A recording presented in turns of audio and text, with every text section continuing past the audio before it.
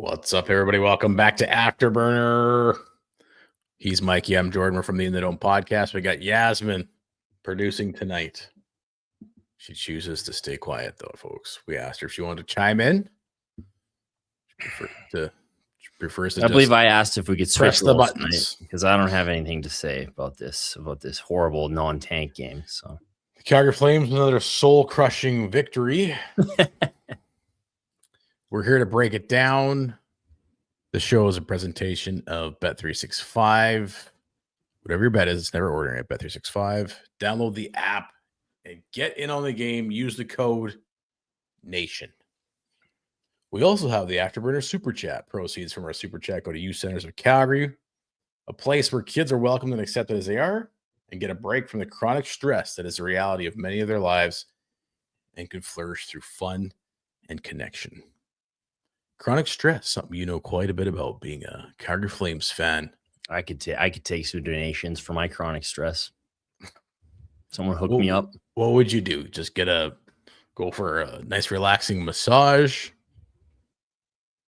I don't know what I would do. Maybe I'd go watch the Anaheim Ducks play hockey or something. I don't know. We were just chatting about how fantasy hockey, bro. How shitty LA looked, and it is every time we play another team.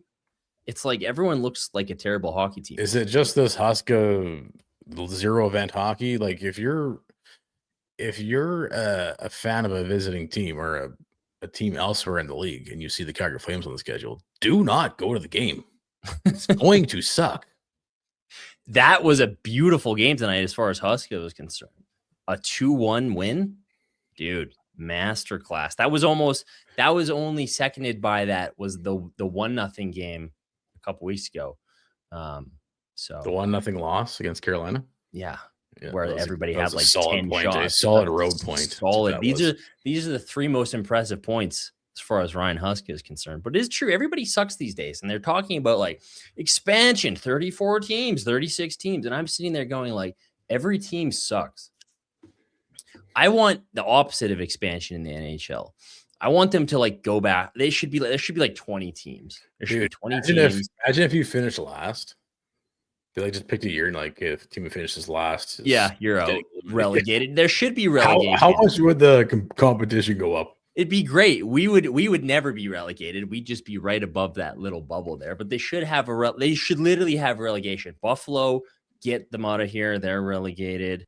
I think LA, just for the fact that they're so mid, they're like a tier above us in terms of mid. It's like everybody talks about the mid teams. It's like Vancouver, it's us, it's mini historically, but like LA is like they're just that tier above mid, and I hate them more now because of what they've done against the Oilers the last 4 years in the playoffs. So not an enjoyable game to watch because of just LA. So at least it didn't go to a shootout.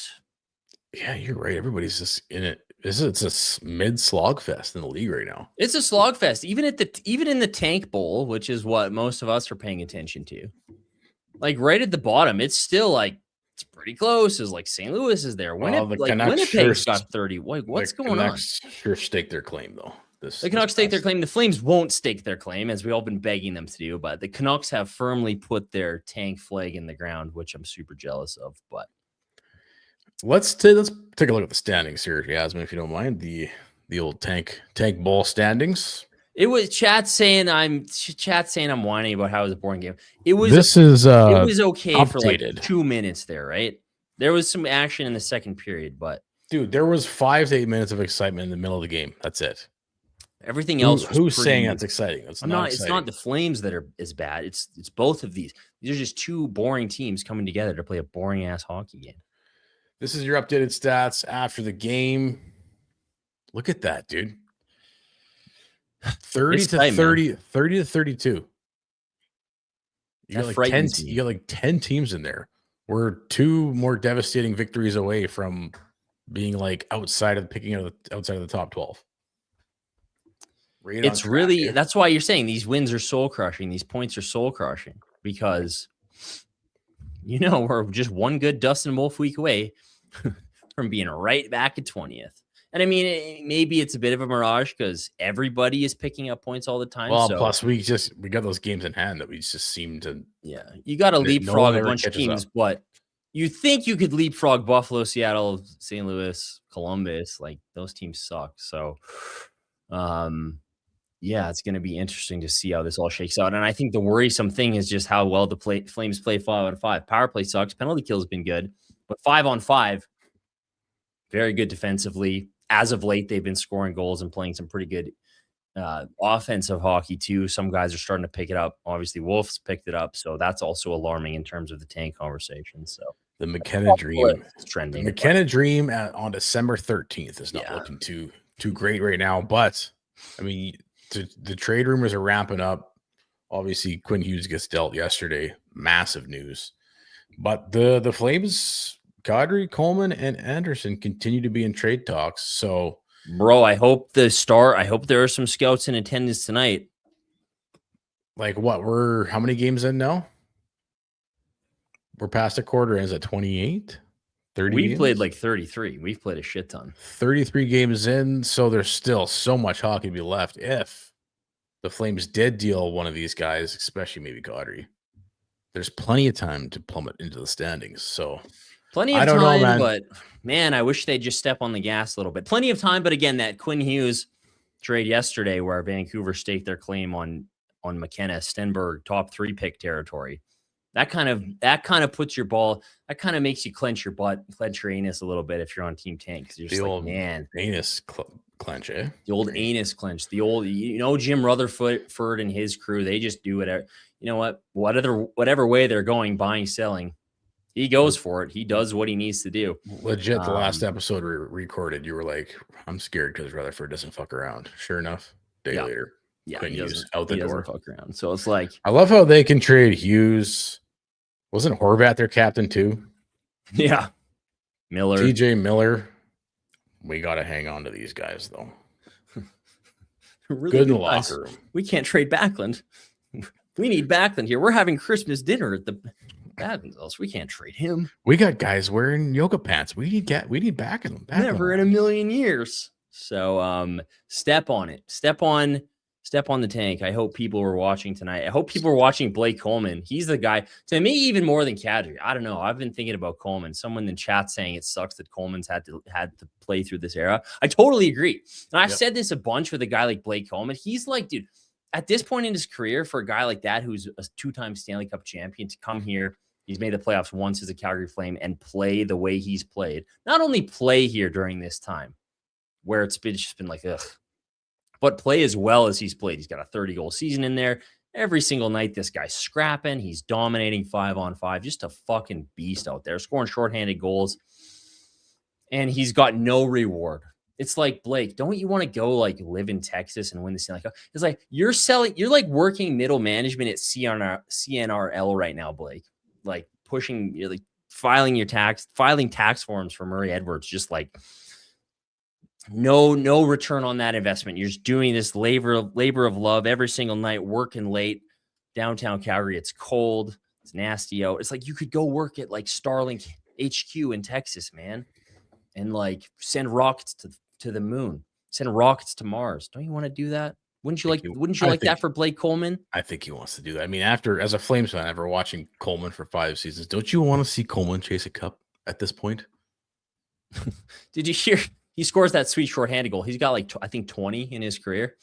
And in the intermission, BX is like, who he's talking about players who score shorthanded goals. And he's quizzing the Of course. Ron McLean, and he's like, who do you think? And McLean's like, Draisaitl? Leon Draisaitl? Leon Draisaitl? When have you seen him on the penalty kill in your life? Leon Draisaitl? Yeah. I think it might be Leon Draisaitl. I was like, oh my God, get this man off the television. Oh my goodness, that was shameless. But I agree. It sucks. It sucks. As embarrassing as usual. So embarrassing. Any conversation, he can bring Draisaitl into it. What'd you have for and dinner, Ron? Oh, I don't know. Leon Draisaitl's favorite meal is a hot dog and pancake. It's a German dish. He's my favorite. But I agree.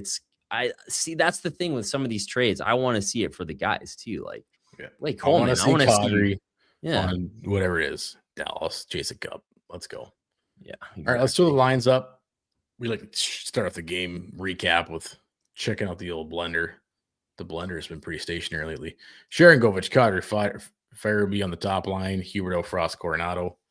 Zari, Coleman, Backlund, Lomberg. Beecher just about had his first goal tonight from Is Klapka. Beecher a real player?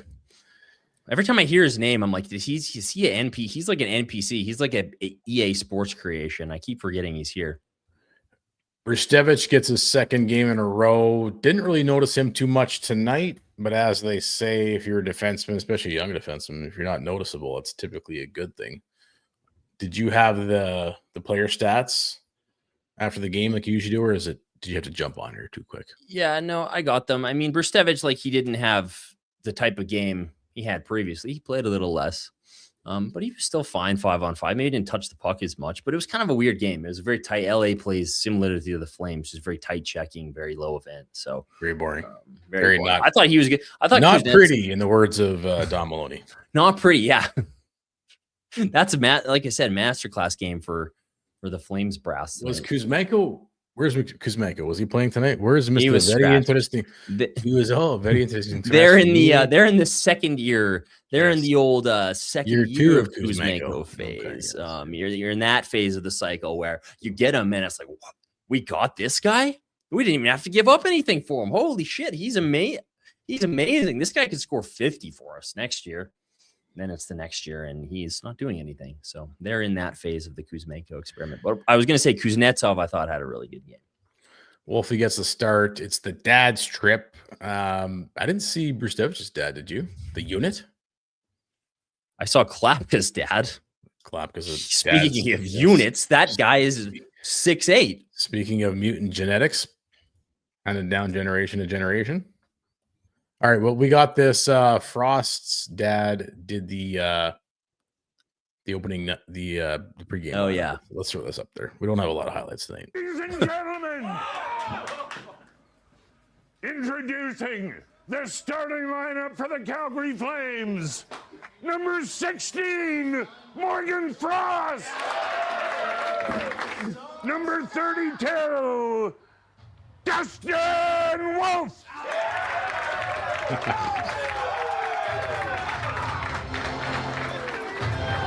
Morgan Frost's father, Andy, a well-known radio personality, first in Winnipeg, then 30 years as host of Psychedelic Sunday on Q107 in Toronto. And if you're saying, I've heard that voice, it was probably when Andy, with the same emphasis, announced opening lineups as the Leafs PA announcer for 7 years. What he'd love now would be to see Morgan score the goal. Well, there you go. So Psalms really well. I thought Wolfie looked a little uncomfortable there. Wolf was just like, are you looking at me, sir? Obviously, the whole Frost dad being the P announcer for that many years is new to me, and didn't follow the Leafs enough growing up to know that he was the voice, but he was the voice, and pretty fitting that Frost scores the OT winner. Yeah, that was sick. Hey, good for I'm on Team Saint, but good for the dad's trip. Good for the dads. That was a sick goal. That was a sick goal. Sick pass by Huberto, just as I was complaining about him. My mom's a witch. My dad's a muggle. So Byfield had a really good chance to start the game. The Kings had to jump to start the game, and we saw a tilt of two big, giant human beings going at it. Let's watch this. Some big boys. I'll be honest. When I saw them squaring up, I was like, holy fuck, what are we going to watch? But it was kind of like Ryan Huska, low event fighting. Yeah, wasn't Alex Gallant the other night. No, that was insane. He wasn't chucking them like the boys in the A do, but still a pretty solid one. I thought Klapka was probably a little surprised at how much of a reach Buddy had. He probably doesn't go toe-to-toe with guys his size that much, but we should get Gallant up here just for like an Oilers game. No shit. Eh? Yes. That'd be sweet. Just like have him run around and go nuts. Hellenius got the better of Klapka. Did you notice that? I was thinking this. I'm like, have we even seen Klapka get mad? It would be nice. Remember when we had Gabranson, and Gabranson was like, dude, he was, as soon as he flipped a switch and got mad, it was like, whoa, I'm scared. This guy, I'm scared for whoever's on the ice. Yeah. I want to see Klapka get mad. Like, imagine, like, he's smiling during the fight, after the fight. But he kind of fights like not angry Hulk. Is like when Hulk gains like sentience or whatever, and like is just like normal Hulk, and he just kind of like fights. He needs to go back to like He needs to go to like Smash Hulk and find that.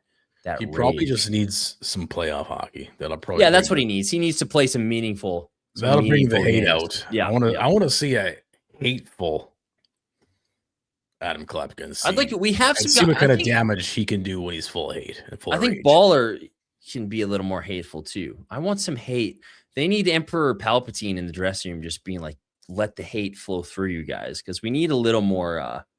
We need some of these big boys to be a little more menacing. I feel like you're going pretty esoteric. We're close. I mean, Huska's got the cone head going on. It's the ET, right? You were saying his head seems to be getting pointier by the day. I'm not sure what's going on there. Getting pointier with each Flames win. Yeah. Every time they win, it's just like he grows as Team Tank dies. His head just grows and it grows upwards, though. Who is this loser in the McDavid would beat Gallant in a fight? Sure, Al. Back to the drawing board, Al. All right, we got Klapka saluting his dad. I thought this was pretty cool. Let's throw this up. The puck ends up getting dumped in the corner. Here's the fight, and you can see the reach. They're holding each other out, so it's hard to connect. You can't pull and throw, and there's the big clap daddy right there. Dad talking about the peak male experience right there, eh? Oh, I thought we had it on the way to the penalty box. Klapka waves to the press box. That's really all you want to accomplish in life is like be a pro hockey player, beat the shit out of somebody, and give your dad like the old that was epic. Like bro. Cody draws the first penalty of the game. Absolutely nothing happens.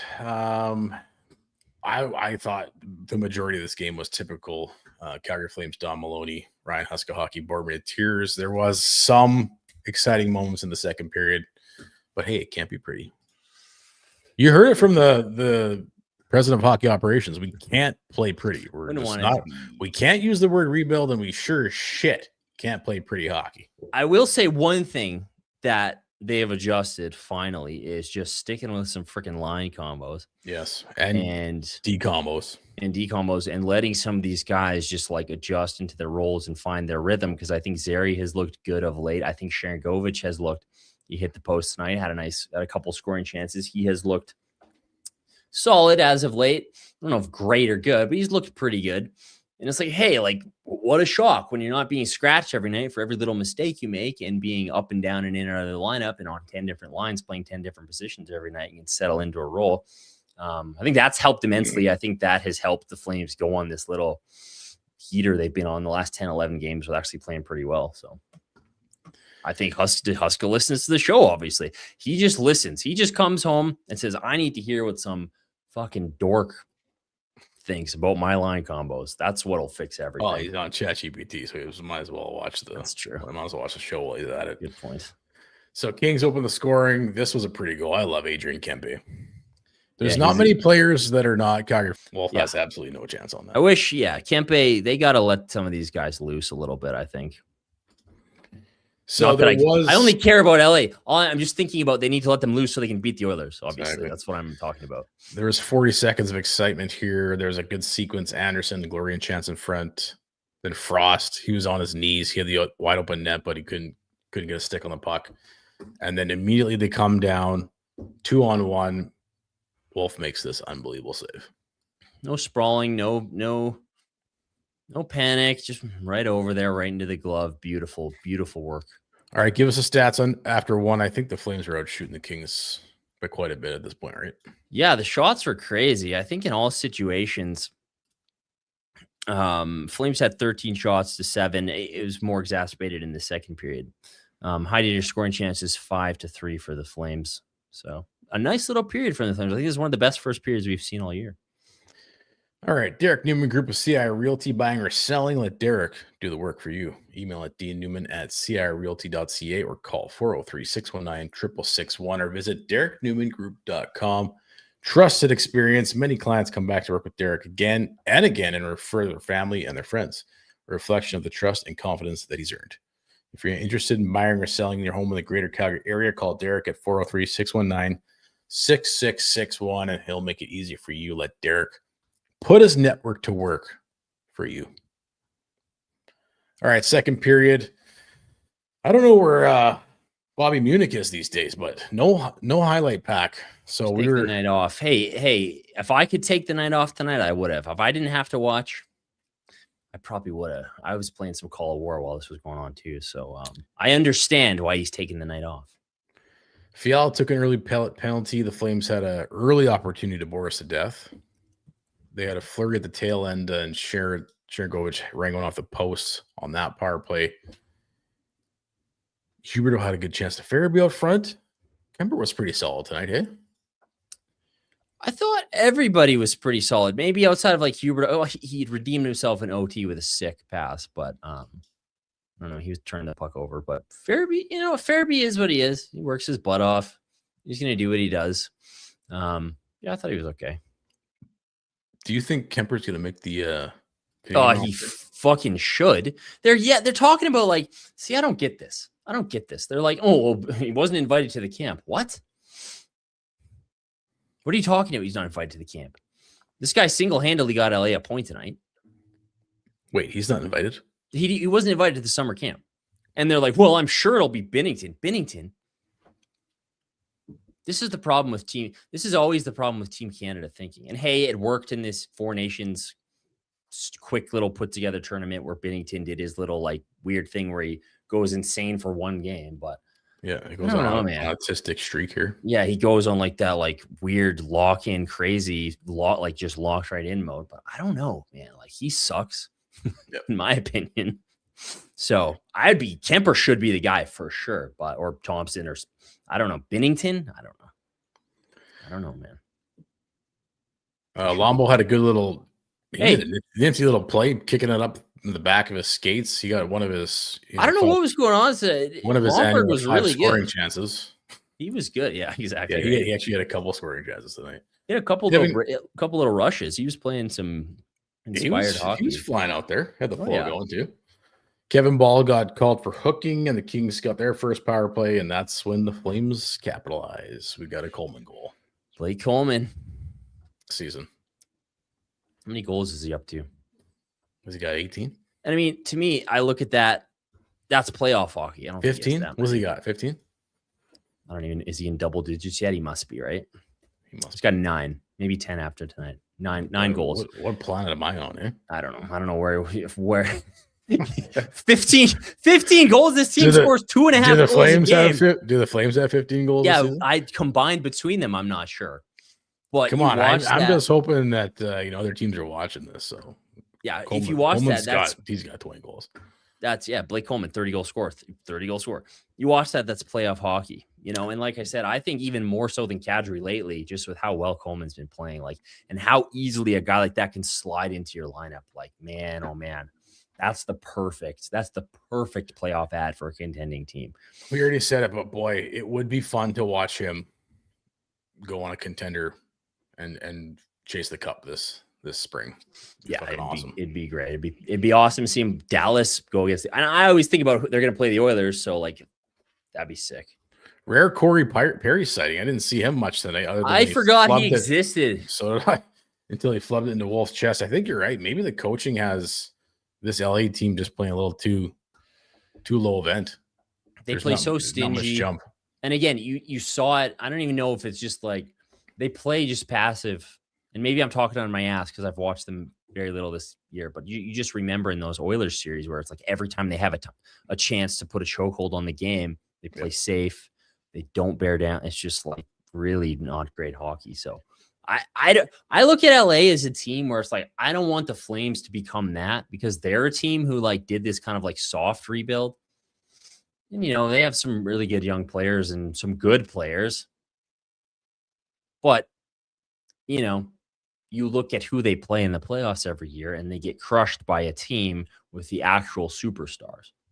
So, I don't want the Flames to be wandering in the echelon upper of mid from where we're at in 5 years, because that's kind of where LA ran into trouble because they were like, oh yeah, rebuild's over. We're going to kind of like, we picked in the top 3. We're good. And, we're keeping Kopitar, we're keeping Doughty, not to say those are bad moves, but McDavid and Draisaitl just bitch slapped him every year. So it's like, we're going to probably be in my cynical mind in 5 years, we're going to be LA and San Jose is going to be just bitch slapping us every single first round. Celebrini and Smith and Mesa, they're all going to torch us. So I hope the Flames are watching what's happening in LA, because I don't think they've done a great job of that rebuild. Did you see McDavid's goal tonight? That was crazy. Fuck.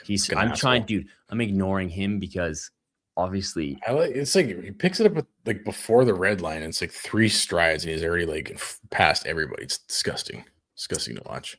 Yeah, it was insane. Kadri took a spear to the balls. Hey, what is it in the NHL where whenever it's a legit spear to the balls, they call it a slash? Like, why do they even have a spearing penalty if they never use it? There should be, you know what? There should be an even more specific one: spear to the balls, spear to the nuts. Like, that should be even a subcategory. It was a legit pitchfork motion spear, like textbook spear. Yeah, 2 minutes for slashing. That's a dangerous play, is it not?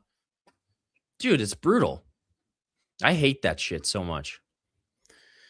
Flames go back on the PP, and fuck, I thought Coronado, he was one-on-one with Kemper. He made a move, went to the inside. I thought he was going to snipe. I thought he had it. That was a save of the game. That was an outstanding save. That's an outstanding play by everybody. Nice. Great play by Anderson. I think Huberdeau passed it to him. But what a freaking save down low. I guess maybe you got to elevate that, but I didn't expect Kemper to be able to stick that pad out like that. That was crazy. Yeah, that was nice. Clapper to Beecher off the post. Beecher still looking for his first as a Flame. That's the point of the game where it's kind of exciting for a bit. The Flames are really starting to take it to the Kings. And then Coronado had a pretty good chance. Another one in front, like high slot, but it was blocked. Much better period of hockey. One of their better periods. That was probably one of the best periods of the season for sure.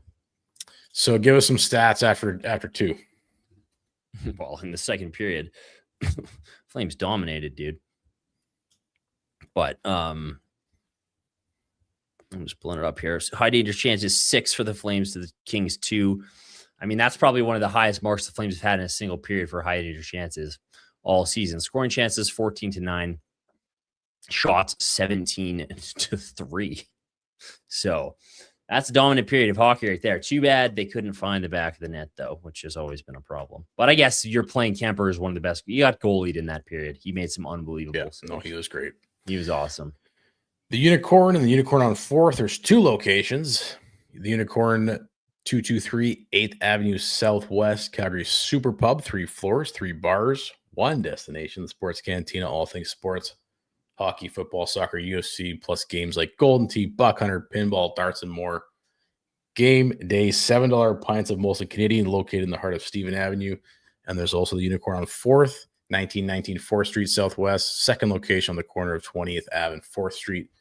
Daily specials, happy hour, and a brunch on Saturday and Sunday. All right, to the third period we go. Our hero, Jonathan Huberdeau, our tank commander, takes an early penalty. Would have been nice if the hey, old Drew, old pouty pants. I think he took a bit of a tumble there, if you know what I mean. The Kings had some sustained pressure on that PB, but no real high danger scoring chances. Did you hear that stat? The Kings power play is 32nd in the league. Gross. I'm sitting there, I'm like, how is it fucking worse than ours? I pulled up the actual stats. The Flames are 3rd worst. Going into tonight, it was 14.6% for the Flames, 14% for the Kings. But I think we were 0 for 3, 2. Oof. So we might be in sole possession of dead last. I like how the Leafs are down there too. What's going on, Brad? Is there next Flames coach running the Kings power play? How come they're so bad? See what I mean? Jim Hiller, dude, like, what is he doing? How did he not get canned after that Edmonton debacle last year? Can someone explain that to me? Well, because fucking Byfield. Yeah, but remember the goal challenge? He made the goal challenge. That's too. True. Yeah, terrible work. Yeah, terrible. And that was not even close to. Dude, it wasn't anywhere near. I like how. Also, we didn't touch about this about the goal with the hand pass rule.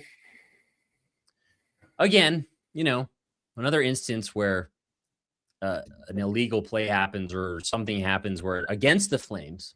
There's like no footage of it. It's a quick review. It's like they have the Zapruder film. That's all they have. It's like this blurry, like, just like, oh, we can't make it out. And then when the Flames score a goal, like the Flames will be in the playoffs and it's an elimination game and we score a goal. Suddenly there's fucking investigation, all kinds of equipment. There's like the most unbelievable technology you've ever seen in your entire life out there to make sure that the goal is disallowed. They've got physicists in the building. They've got computer scientists. They've got every conceivable angle of everything that ever. I think they happened. bring in the CSI for those games, don't they? It takes 4 hours. No goal, disallowed. Remember that one every time. Remember that one? It was 2 seasons ago. It was a meaningful game. I remember. And fucking Backlund's in the corner, like mucking it out, and someone goes to run the puck, and he's got his hands up because he's mucking it out. It hits like the outside of his glove, and they called that a hand pass and called the goal back. Fuck. That's what I was thinking about. I mean, even last season, those 2 goals that weren't allowed. Like, and again, that Backlund one is exactly what I'm referencing, because they're like, oh, we have this super secret angle that nobody else has. Sportsnet doesn't have. Here it's this low angle. There you'll see it hits his glove. No goal. It's just like, how can we just always continually get screwed like that? It's just crazy. Plus, like, well, we don't have to beat a dead horse, but if it hits your glove incidentally, you don't try to knock it down. It shouldn't count as a hand pass. It's stupid. Well, and I like how they come up with all these bullshit rules too. It's like, well, you can pass. Like, who's coming up with these rules? You can actually. They were explaining it in intermission, and even Bex is like, "This is so stupid." And it is. It's like, who comes up with this shit? It's like, no. Well, it's like the NHL rulebook. It's like written by a bunch of Reddit losers. Actually, if you touch the puck with your hand in the neutral zone in an unforced error, it's like, shut the fuck up. Like, we want this game to keep going. I thought the kicked in goal was going to be allowed, to be perfectly honest. Wow. So I was just waiting for that one. That was a pretty distinct kicking motion, even though, I don't know, he just turned his skate. I just don't even like that rule. To be honest, I think as long as you keep your blade on the ice, you can do whatever the fuck you want. Kick the puck in. Do we want to increase scoring? Keep your blade on the ice. I watch the Flames every night. I sure as shit want more goals to be scored. That's for sure. So Farabee had another good chance. Thought he drew a penalty, but he didn't. And then Wolf made a great stop. That was a set play. The Kings dump it in from just over the red line. They bounce it off the backboards right out front. But Wolf read that pretty nicely. Couldn't fool Wolf on that one, Kings.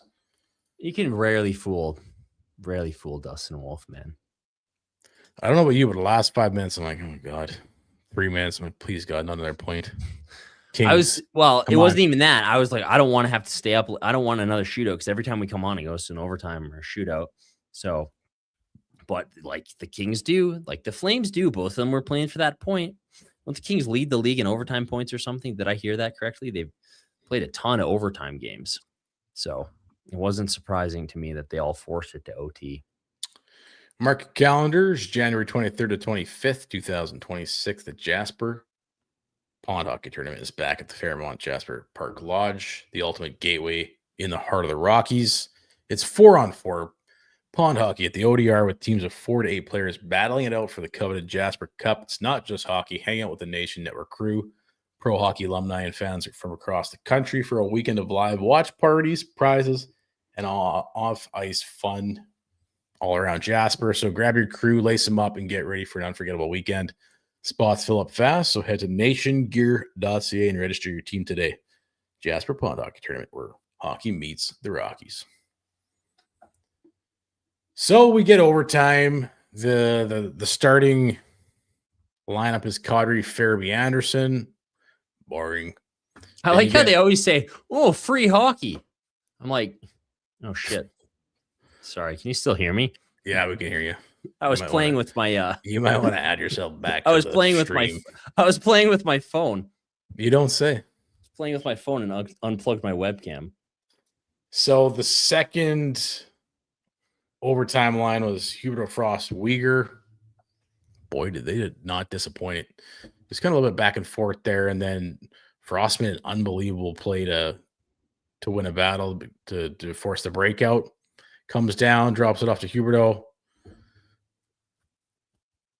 Little give and go action. That was a nice goal. You still there? I'm still here. Are you able to just wait? You just wait. There's the dads with the celebration in the press box. Yeah, that's a good little feel. That was nice. I can't be mad. I can't be mad when they score an OT winner like that. Well, you saw Frost. I'm back. There he Don't is, play folks. with your phone. See, like this is what I do. I was fiddling with something. You saw Frost. You saw him score that sick goal, right? And you like that. You like to see the boys excited. Oh, you know? especially when his papa does the opening. His dad's there Opening doing the lineup. opening. Come on, you need a couple feel good stories here and there, right? That was a great pass from Huberto. That was vintage Huberto. Where's that guy been for the last 4 years? You know. But hey, that's sick for Frost. Yeah, You know, it's Frost amazing Fairby had a that good he night. doesn't- Kuzmenko scratched. Maybe that trade's gonna work out for us after all. I saw Pelche scored a shootout goal in the AHL. Was that tonight? So He's still with the Lightning organization. he's with Tampa's. Yeah, I don't know why everyone's denying this poor guy a chance. Just give him a chance. But old Frosty for his dad. Old Frosty for his dad. So I like to see it. All right. How's that? Everybody happy? Everybody fucking happy now? about Because that? everybody in the Yeah. comments says you whine when they win, you whine when they lose. Yeah, that's right. I do. Yeah. Do we have So- to remind you of the standing, like the Flames' success rate in the last 20 years? We have to do that again? So there, I'm happy. I'm happy. Are you happy? I'm happy they scored that goal. It was a nice goal. I cheered. Okay. Happy?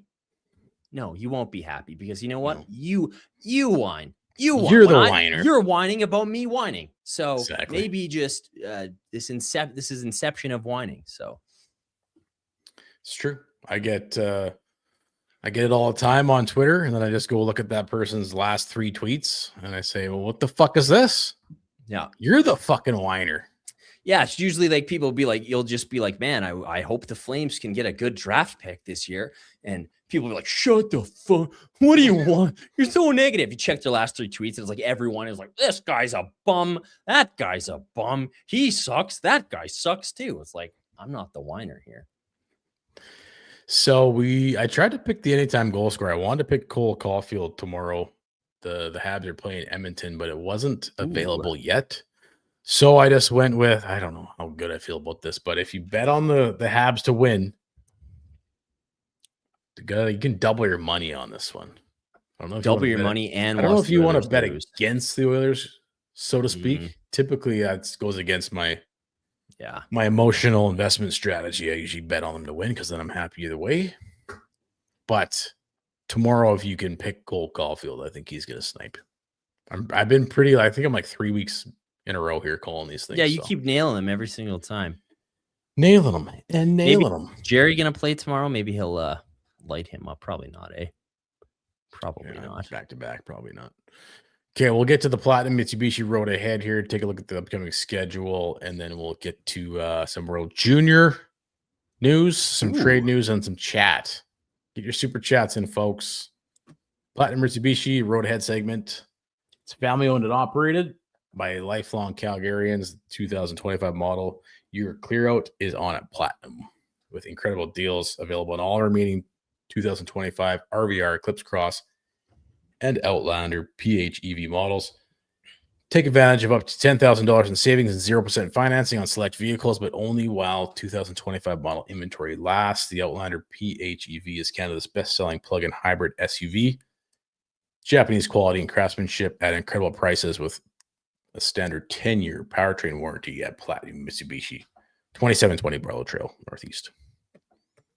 All right, let's throw this schedule to close out December. We got the Sharks. We got the Kraken. Dude, did you see that Sharks game today? They had an incredible comeback, right? Holy cow. Incredible would be one way to describe it. That was nuts, dude. And it was Celebrini all over the score sheet or what? Dude, he's so good.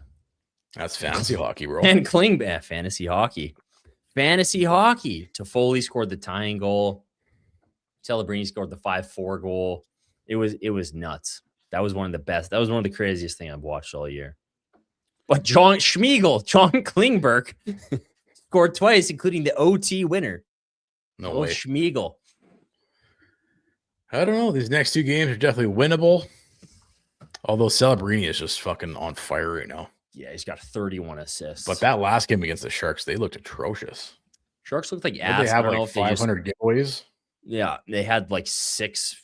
Did they have 10 shots in that game? That was probably the most dominant the Flames have been in a single game, well, obviously all year, but they looked like total ass. So I don't know if they were sleeping or what. Then you got Vegas Oilers back-to-back sandwich between the holidays, and then Boston and Philly to round it out. Yeah, you know what? It just make me a happy Christmas gift. Tank loss against San Jose. Tank loss against Seattle. I don't really care about Vegas.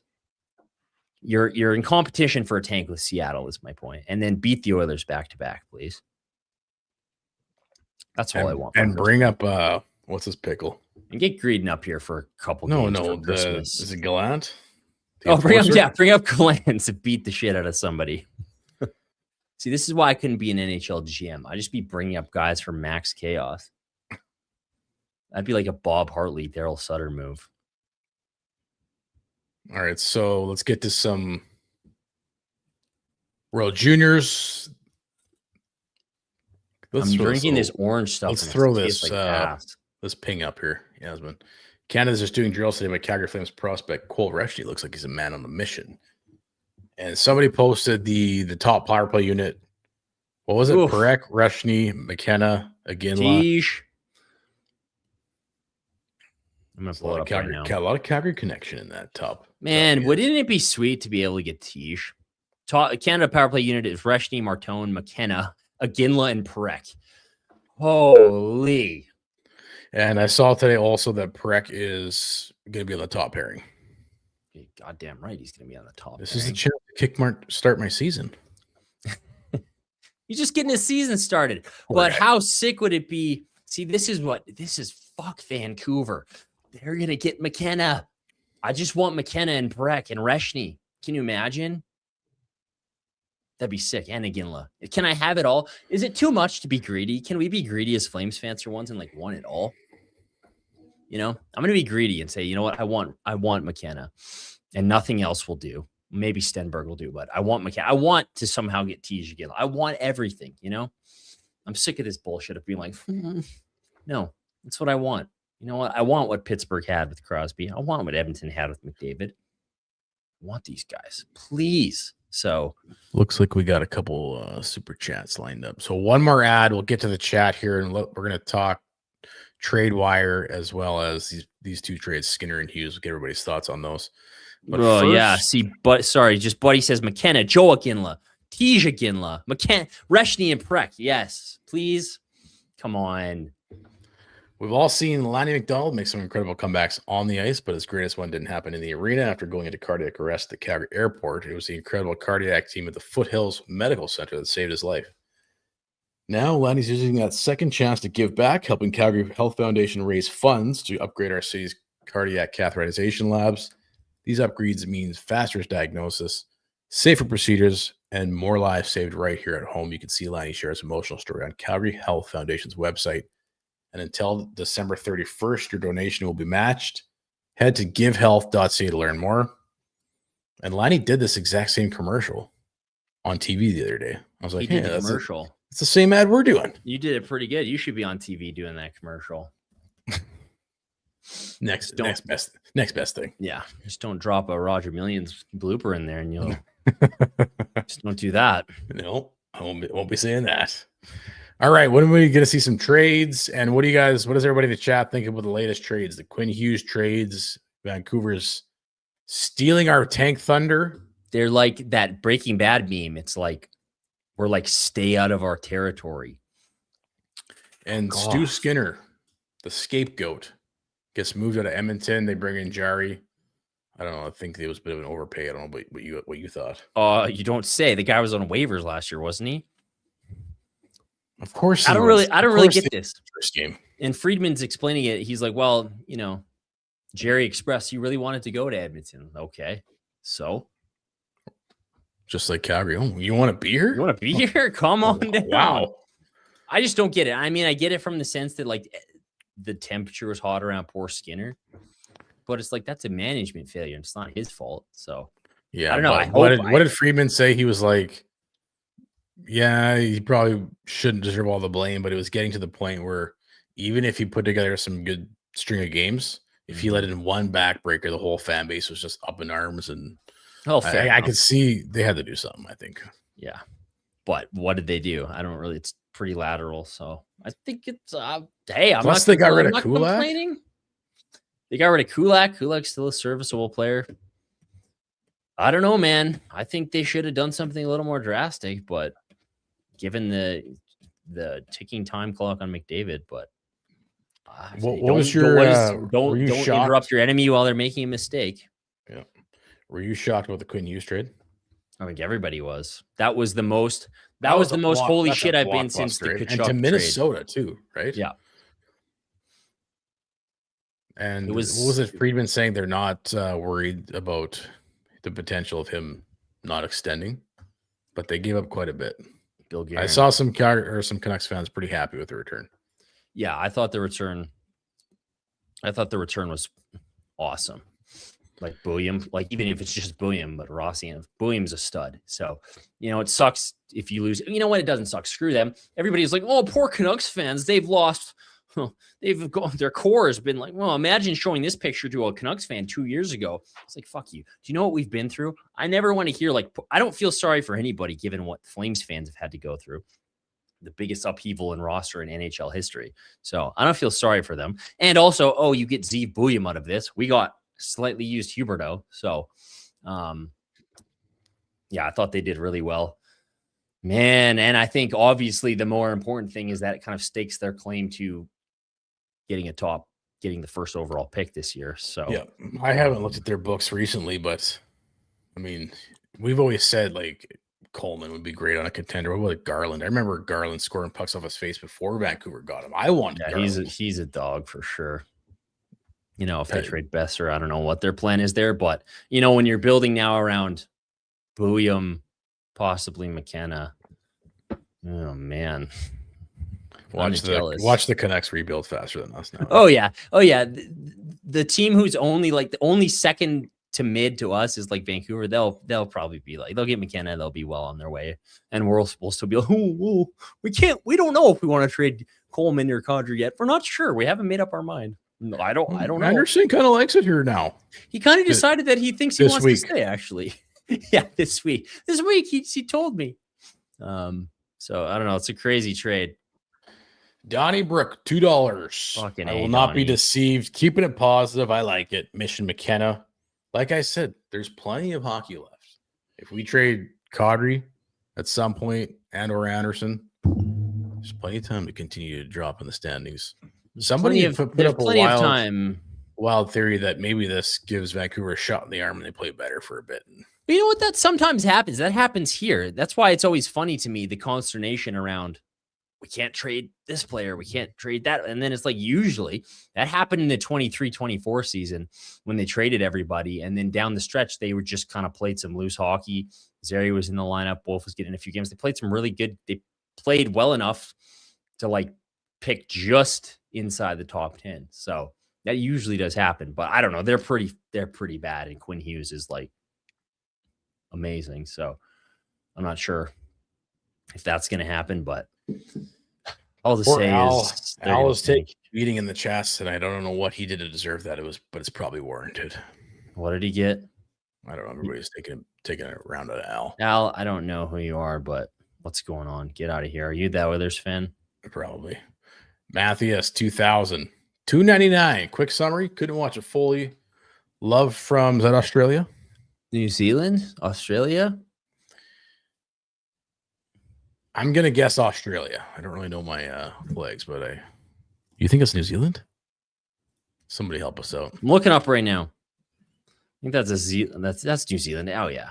That's New Zealand? Sure. Oh, Kiwi. Yeah, Flight of the Conchords, great show. That's really all I know about New Zealand. Well, I think we summarized the game. Fit in the gap Did there. we summarize the game enough for you? It was a Huska special, low to no event hockey mixed in with 5 minutes of exciting hockey in the second period. Wolf did his job. Power play sucks as usual. Kings power play was worse than ours, and we got one to force it to OT. And the highlight of the night was Papa Frost doing the lineup intro, followed by his son icing the game with a beauty goal in overtime. It's a pretty good game. That's a good Maybe summary. we do whine. Maybe That's we a do good whine summary, too eh? much. That's a pretty good summary. We out-kinged the Kings. Okay, anybody else in the chat? What do we got here? Question for Mike and Jordan. As much as I think Bob Stauffer is the Jabba the Hutt look-alike, Pizza the Hut. He has more common sense than the entire Flames media saying that we should rebuild. Yes, this was what? It was like month a and a month half ago. He nailed it. Bob Stauffer nailed it. Exactly what the Flames should be doing. And yeah, he's great. He's not even the organization. Although in the past 2-3 weeks, the media has kind of stepped up their game to get a bit. Eric Francis has done some good work grilling Don Baloney. I think everybody in the media is kind of at this, they're probably not where we're at or where some of the people in the fan base are at, where it's like we're actively cheering for losses, obviously. But I think they all realize what they need to do, and that to not do it would be incredibly foolish, even if you are on a nice little run here. So like you said, the media actually has done a really good job as of late, putting it to the team and putting that out there. So I think they're coming around. Mr. Watts is asking if we can do a reaction video for the Chase episodes. Love to hear your commentary. I don't know if you would. Maybe we could do an uncensored Patreon. That's like an OnlyFans. You always say OnlyFans, and it's not OnlyFans. If you want the OnlyFans, you should subscribe to our in-game Patreon. OnlyFans. No. What's Patreon? What's the difference? OnlyFans. You don't get naked? OnlyFans would be like if you watched and reacted to the Chase naked. I don't think any. You don't have I don't to. know. Does it have to include nudity? I guess maybe. I think that's the entire purpose. I feel like you would get more interest if it was OnlyFans, though. Oh my God. Al says he has OnlyFans. Oh no. Drop the link, Al. Al, drop the link. Drop the link, Al. I'll throw a dime on there. See what's going on. I don't know. Have you been watching the Chase this year? It's obviously has been kind of hard to watch, given that they've been, it's kind of hard to I think I've watched the first 3 episodes so far. I've really felt bad for Uyghur when he was stoked to make the playoffs, and when they aired it, they were already 2-7. You knew they weren't going to make the playoffs. It was it has this dramatic pumping music. It's like Uyghur's driving up to the dome. He's like, man, I just want to make the playoffs so bad for this city, and I love this city, and I just want all these young guys. They got no idea how awesome it is. Yeah, it's like it airs. We're 2-9, dead last. The fan base is furious. Everything is in the shitter, and all the comments are like, tank for McKenna, fireman. It's just crazy. So, and then they followed that up with episode 3, and Huska's using ChatGPT to coach the team. It's great content. Yeah, it is great. Whoever put the ChatGPT thing in, that made the edit, doesn't know how the internet works and didn't realize that would be memed immediately. It's probably the same person that suggested Don Maloney go speak to the fan base. Yeah, for sure. But is there a new episode out tonight? I don't know. I like watching. They dropped a couple new ones ago. To be honest, I thought maybe it was just because the season last year was more intense, but the behind the scenes stuff was much more raw last year. I feel like there's a bit more, and fair enough, but maybe a bit more fluff this year. You know what I mean? So it's not as engaging as it was. We're a pretty fluffy team, dude. There's not much to hang your hat on here. So Mike and Jordan in the Dome, would you trade Anderson and Sharkey to Detroit for Nate Danielson in their first? I don't think Detroit would. 26+. I don't think Anderson ever wants to go back to Detroit, does he? He got ran over there. Is that right? By that scooter. Yeah, or on the car. He's probably got PTSD. Although some people would say the best way to get over that is to face your fear head on and just go to Detroit. I wouldn't want to go to Detroit. I wouldn't want poor Anderson to go to Detroit. I like him too. I love the guy too much to send him to Detroit. Come on. But would you do this trade though to answer Fubar's question? I would trade. Trade specific trade proposals. I don't know. I would trade. Here's the thing. I would trade those guys for nothing just to get to the tank goal. That's kind of my philosophy. That's the imperative. That's the reason to trade them. They're playing so good. They're winning us way too many games. So, everyone's like, oh, you got to be patient for the market. Patient. We're picking up points every night. Anderson's winning star of the week. Kadri's got going point per game. They're going crazy. Calm down. That's why we have to trade these guys so we can get that first overall pick. Not because of the return. I don't even really care about the return, to be perfectly honest. I just want that first overall pick, damn it. So, in all honesty, I think that I'm being sarcastic, but it is kind of true. I'm actually not too worried about the returns on those trades too much. I think it's more imperative to do that because you're winning too many games right now. So this seems to be the weekly question I throw at you, but I'm also throw it at you on the chat here. What's your prediction? Who's getting traded this season? Is it going to be all three? Bro, are we going to go on another fucking, are we going to win these next 2 games and all of a sudden we're like 3 points back of a wild card spot? Like, fuck. That's what's going to happen. It's so hard to tell. I think, trade talk, trade chatter has kind of like loosened up a bit from a firm, and, we're just fans. We can only go based on what we hear on the internet and, reports and stuff. So you've noticed, right? It's switched from like no firm, no one's getting traded. And then you've kind of seen it like let up a little bit. We're like, yeah, well, There's been lots of like Pagnota and Frank Saravalli. Even there was a couple other guys, but you're starting to hear like stars for Kadri, Anderson. You're starting to hear Flames players' names linked to actual teams. Yeah. Not necessarily that there's something happening, or it's just like, but it's nice because it's different than what we heard 3 weeks ago. Was just like Calgary Flames has zero intention in doing anything. Their core. They love their core. So I don't know. It's the owner comes out and says, "I don't want to trade. I don't want to trade Calgary." I love these guys. I think Anderson is obviously the one. Because right before the whole Rebiggle fiasco, like the second part, right in the middle of it, I remember Eric Francis was on the radio and he was just saying like, yeah, I would still be surprised if all 3 of those guys were traded this year.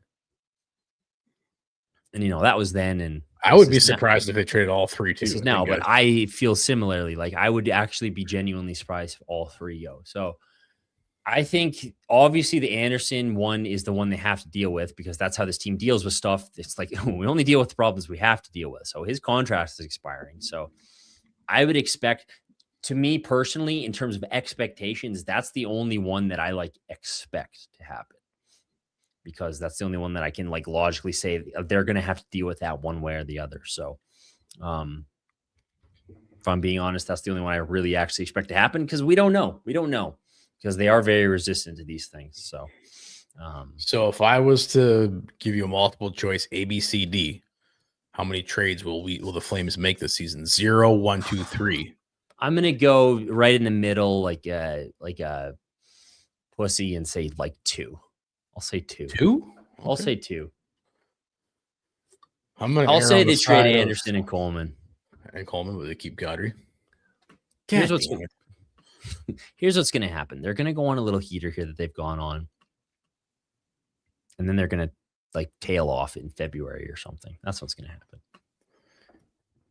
Well, Suck says 3. If you're in the chat, what do you think? 0, 1, 1's 2, in the or chat. 3?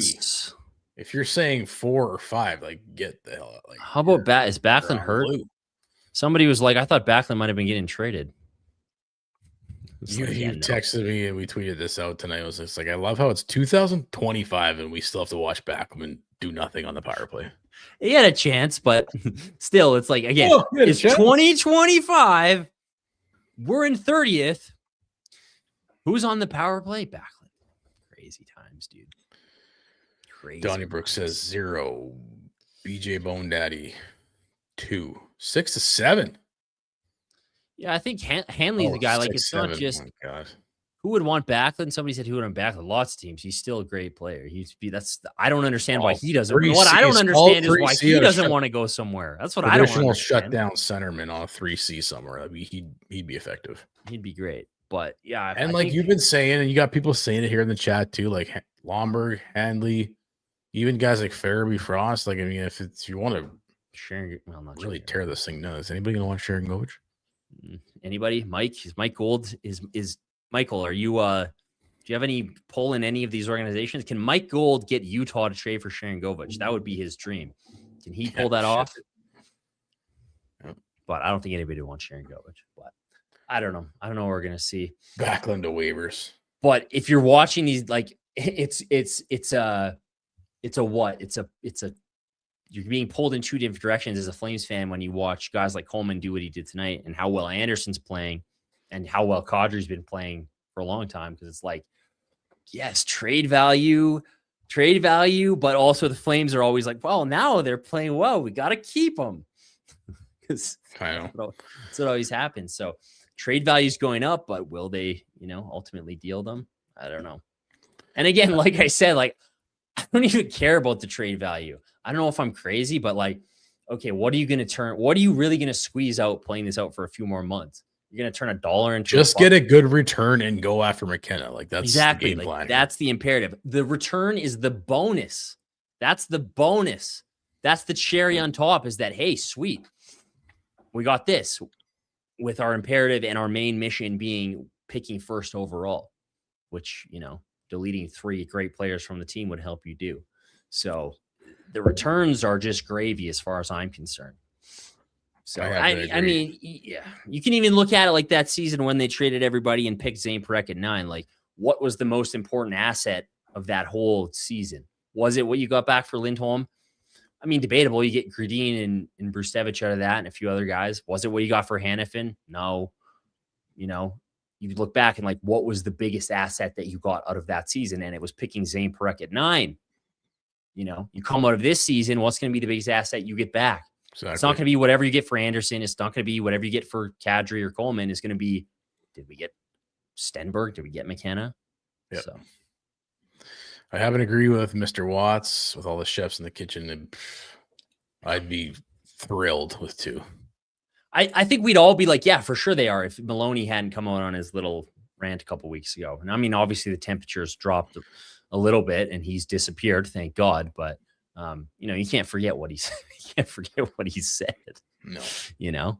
As much as you try to erase it from your brain, you can't always see that. Yeah. It's like Cassie. It's like seeing how the sausage was made, right? We got a peek back there into the kitchen and the chef is like, it's human meat back there. Human meat. And he's kneading dough with dirty hands. And it's like he's dropped gum into the dough. And it's like he's just sweating right into it. So that's why you just can't forget. Huskers in love with Farabee for real and Frost. And he's probably heartbroken at Hunt. Had to be sent back down there. He's very sad. He's heartbroken. I wish he could. Ryan Huska, he's actually on the chat tonight. So Ryan, how's it going, buddy? Ryan?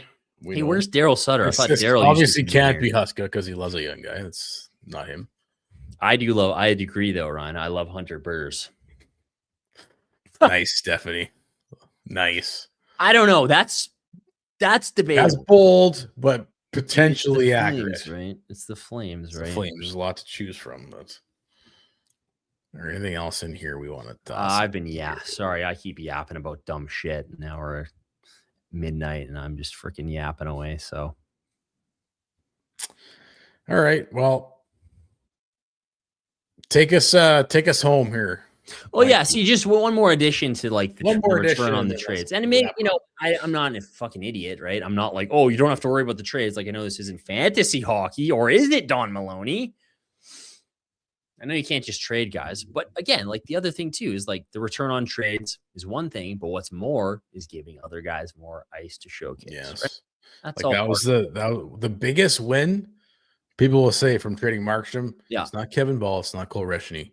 It's paving the way for Dustin Wolf. That was the biggest win. The door for Wolf. Well, Reshny. It might be Reshny too. Colin Potter had a goal and assist tonight too. He was playing some pretty good hockey. But yeah, totally agree. Totally agree. We need some trades here. I'm jonesing for something. I maybe can get through the next month. I'm like a drug addict or something. I'm just like, I need a fix here. I need a trade. Especially after that Quinn Hughes trade. Because I see everybody else is all trade. I need something. We're only as interesting as the chat, Camboy. Hey, you can call us whatever you want, buddy. Not fucking boring. Boring?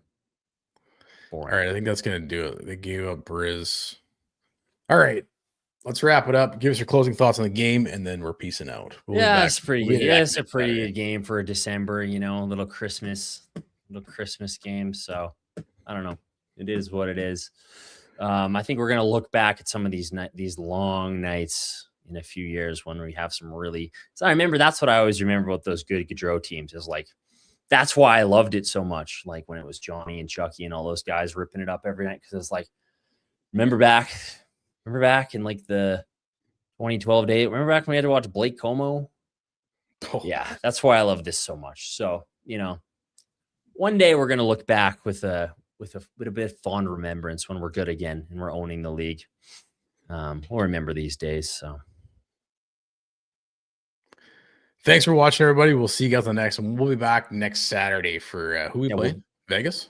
Is it Vegas? We have Vegas and the Oilers the next week. The Oilers. Have a good night, everybody. Thanks for watching.